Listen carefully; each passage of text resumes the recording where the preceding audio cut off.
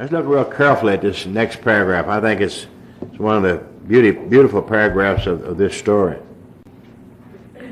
He says, "No words can tell the loneliness and despair I found in the bitter morass of self-pity. Quicksand stretched around me in all directions. I had met my match. I had been overwhelmed. Alcohol was my master." Now, it's quite obvious that this is where Bill took step one. This is where Bill admitted that he was powerless over alcohol and his life had become unmanageable. The concept is there. Remember, the step hadn't been written, but the idea is here. This is where Bill admitted that he was totally defeated. Now, if that should happen to you and I today, probably what we would do is say, well, that being the case, I guess I better go to AA. But Bill didn't have any AA to go to. And he was in probably the best known treatment center in that area at that particular time. So all Bill can do, even though he has admitted complete defeat, is leave the hospital and try to stay sober. Trimming, I stepped from the hospital a broken man. Fear sobered me for a bit. Then came the insidious insanity of that first drink, and on Armistice Day 1934, I was off again. Everyone became resigned to the certainty that I would have to be shut up somewhere or would stumble along to a miserable end.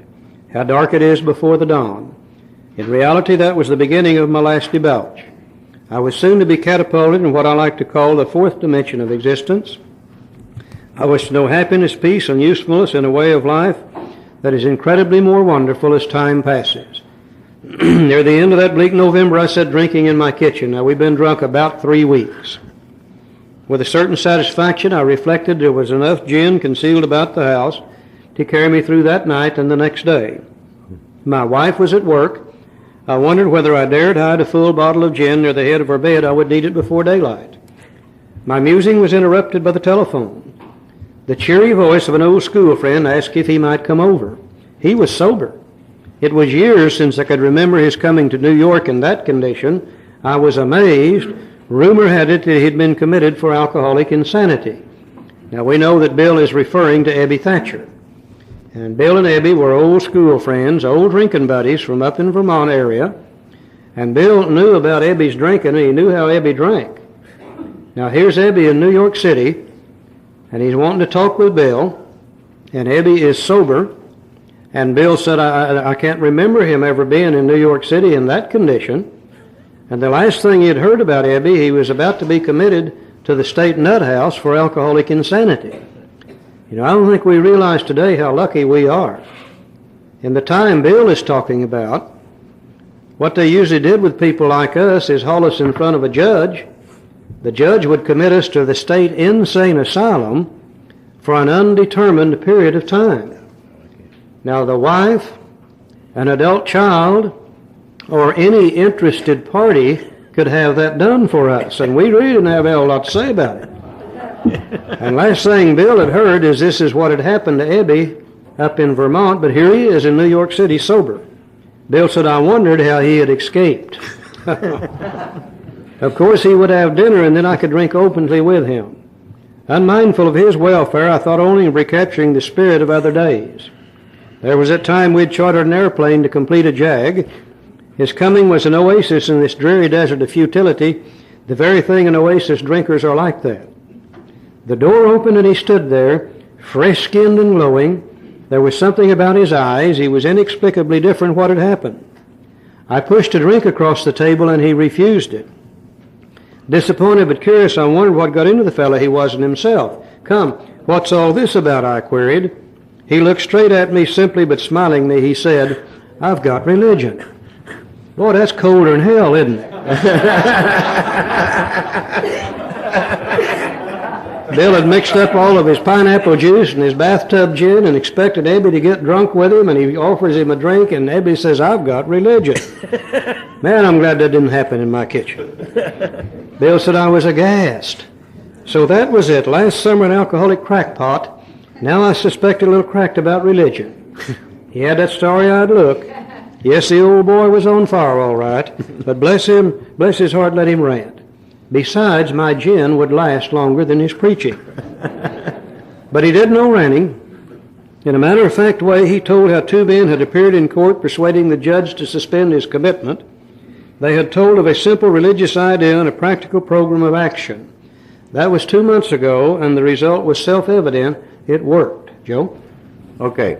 Now we can see the pieces of the puzzle coming together here in Bill's kitchen. Bill had already taken step one. Before, we seen the idea there.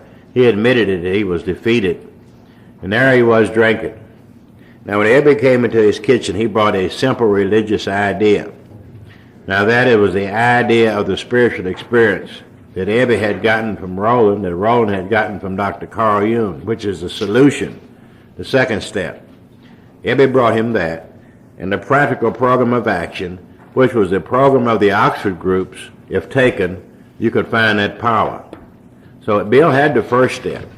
Ebby brought him the second step, and the planned program of action, really what became the rest of our program, the 3 through 12.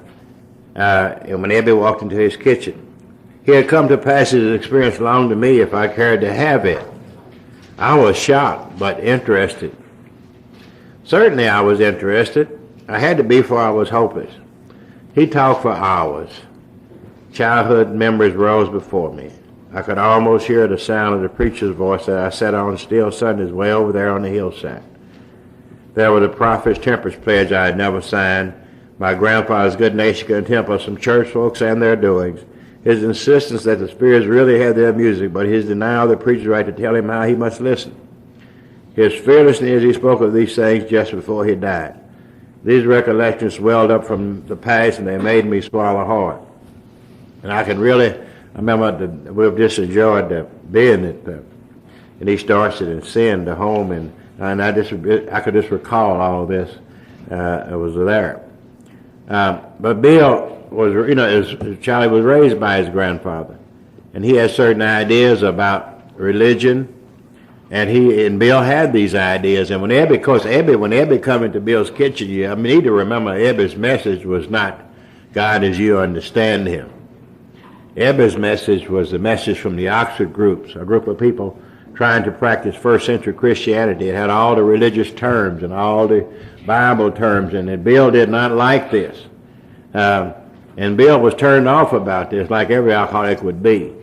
And they began to discuss their conception of God and religion, and Bill was arguing. Because remember, Ebby said it that later on, and I heard a tape where Ebby said this Bill's story in the book is not quite like it really happened. Bill wrote it. He said, but I was the only one there sober. I know what was going on.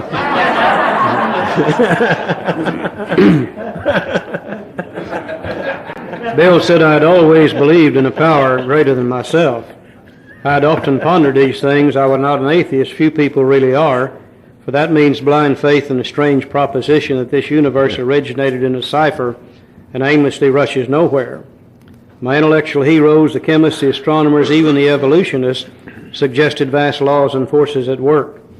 Despite contrary indications, I had little doubt that a mighty purpose and rhythm underlay all. How could there be so much of precise and immutable law and no intelligence? I simply had to believe in a spirit of the universe who knew neither time nor limitation, but that was as far as I had gone. With ministers and the world's religions, I parted right there. When they talked of a God person to me who was love, superhuman strength, and direction, I became irritated and my mind snapped shut against such a theory. To Christ I conceded the certainty of a great man, not too closely followed by those who claimed him, his moral teaching most excellent. For myself, I had adopted those parts which seemed convenient and not too difficult. The rest I disregarded. I don't have much trouble identifying with Bill Wilson. In the middle of page 11, but my friend sat before me, and he made the point-blank declaration that God had done for him what he could not do for himself. His human will had failed. Doctors had pronounced him incurable. Society was about to lock him up. Like myself, he had admitted complete defeat. Then he had, in effect, been raised from the dead, suddenly taken from the scrap heap to a level of life better than the best he had ever known. Had this power originated in him? Obvious it had not. There had been no more power in him than there was in me at that minute, and this was none at all. This is where the identification process is so important. Bill knew about Ebby, and he knew about Ebby's background, and he knew if Ebby was staying sober, some power greater than Ebby had to be working in and through Ebby. And of course, this is what we do on a 12-step call. We convince the new person that there's a power outside of ourselves that's doing this thing for us. Page 12. Despite the living example of my friend, there remained in me the vestiges of my old prejudice. The word God still aroused a certain antipathy. When the thought was expressed that there might be a God person to me, this feeling was intensified. I didn't like the idea. I could go for such conceptions as creative intelligence, universal mind, or spirit of nature, but I resisted the thought of a czar of the heavens, however loving his sway might be. I have since talked with scores of men who felt the same way. Now, apparently, Bill and Ebby's sitting here arguing about this little deal. Ebby's talking, we're using religious terms, God, the Lord probably, and all those other things. And Bill's saying, I don't believe in any of that stuff. I think you ought to be able to call God anything you want to, universal mind, spirit of nature, whatever.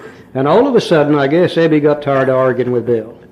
Because he reared back and he said, well, why don't you choose your own conception of God? In other words, what he really said, Bill, what are we arguing about? What difference does it make? We call him anything you want to. He said, why don't you choose your own conception of God? Now, the instant he said that, his message changed from a religious message to a spiritual message. Religion says this is the way you have to believe. Spirituality said doesn't make any difference how you believe, do you believe? And this opens the door for Bill. He said that statement hit me hard. It melted the icy intellectual mountain whose shadow I'd lived and shivered many years. I stood in the sunlight at last. It was only a matter of being willing to believe in a power greater than myself. Nothing more was required of me to make my beginning. I saw that growth can start from that point. Upon a foundation of complete willingness, I might build what I saw in my friend. Would I have it? Of course I would. We believe that this is when Bill took step 2. No step 2 written in those days. But here's where Bill began to believe that a power greater than himself could help him out. And he was allowed to believe that with Ebby's simple little statement, well, why don't you choose your own conception of God? In other words, believe any way you want to. Joe? Okay, he says, thus I was convinced that God is concerned with us humans when we want him enough. At long last I saw, I felt, I believed. Scales of pride and prejudice fell from my eyes, and a new world came into view. And this is where Bill came to believe that he still, remember this is the end of November, Ebby's in his kitchen. Now he left and he tried to go to some meetings. He tried to start the program after he took the second step. And he was, Ebby had told him where the meetings were down at Sam Shoemaker's mission. On one occasion, he decided to go down there. For some reason, I don't know why he left so early. He said he left about 2 o'clock in the day, going to the meeting at night. He stopped in several bars, and on the way he met another guy in the bar, Alec, and he began to tell him about this wonderful thing he had found. And they sat there and drank, and this other guy said, sounds good, I believe I'll go with you. So both of them went to the meeting, and they was pretty well loaded when they got there, and they got to talking, and Ebby had to take them in the back and get them and talk to them, get them some coffee. And then Bill came out and made his first testimony that night after he was drinking. For some reason or other, he said he didn't drink anything on the way home that night.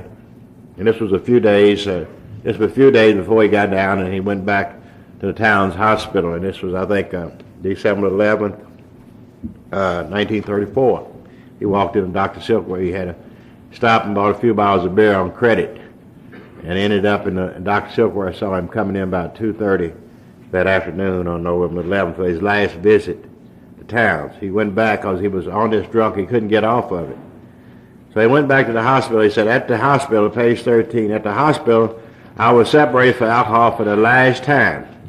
Treatment seemed wise, for I showed signs of delirium tremens. And this is his third visit, according to the book, back to the Towns Hospital.